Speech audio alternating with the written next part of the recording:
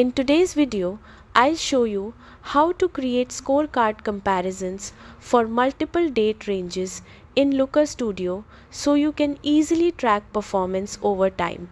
Start by opening your browser and searching for Looker Studio. Once you're on the home page, log in with your account and open the report where you want to add the comparison. From the toolbar, insert a scorecard and place it on your report canvas. Click on the scorecard to select it. Then head to the Setup tab in the Properties panel on the right.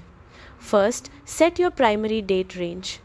This will be the main time period you want to analyze, such as the last 30 days or this month. Next, scroll down and find the Comparison Date Range option.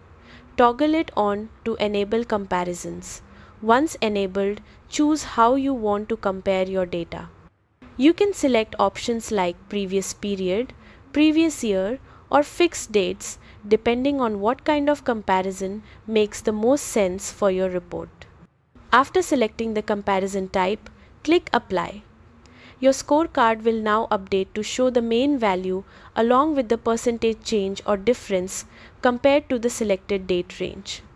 This instantly gives you context on whether performance is improving or declining.